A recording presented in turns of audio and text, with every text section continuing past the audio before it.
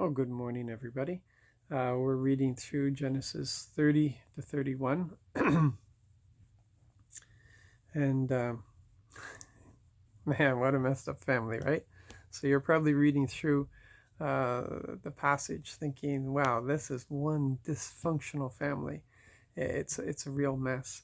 And sometimes people think that just because it's in the Bible, that the Lord put his stamp of approval on it.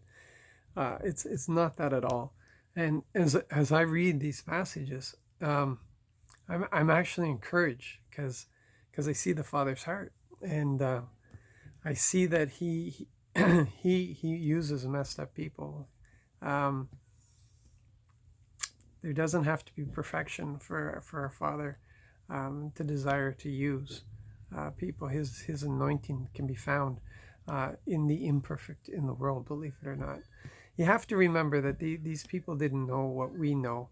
And Paul warns us that we have to be careful, that we can't abuse grace, that we need to be seeking after righteousness all the time. In other words, what does this mean? It means that we're learning, we're progressing.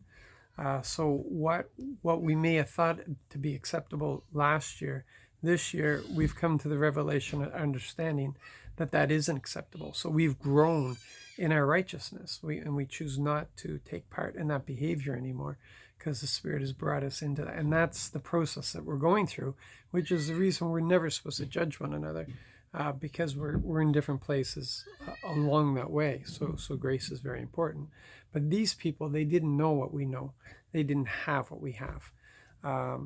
And so we can't look at their behavior and make that an excuse for our behavior.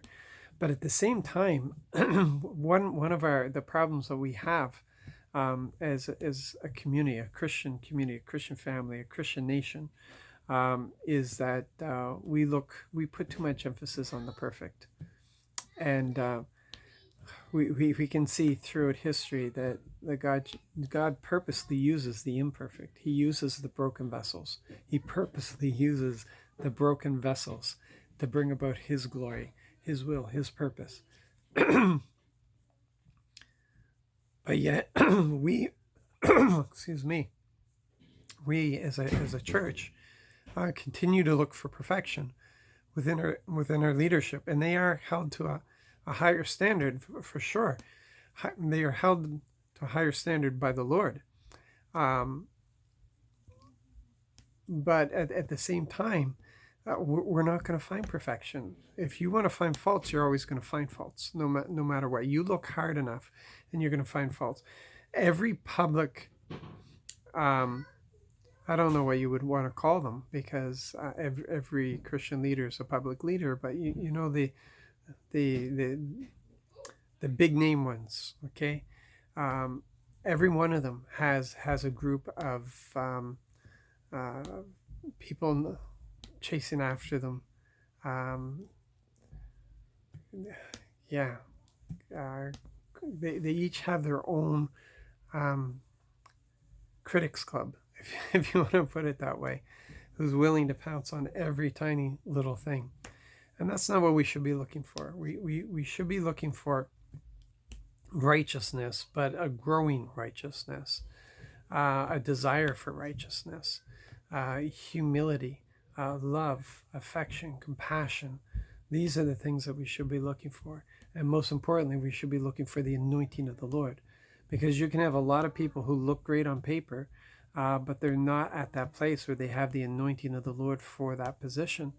And it messes up. I'd rather have a recovering alcoholic preaching the word under the anointing, than to have the most educated man standing there with a perfect life who has no anointing. It's the anointing that makes it or break it. It's who God calls. It's not who we choose. It's who God calls. And that's so important for us to always remember and always to hold out. So yeah, let's be careful there. And it encourages me, because if the Lord is willing to use a family like that, then man, who am I to second guess when he calls me and has me do things? That's how he works. So you guys be blessed. Be encouraged. Have a great day. Be engaged. Love one another. Encourage somebody today. Take the time to encourage somebody. God bless.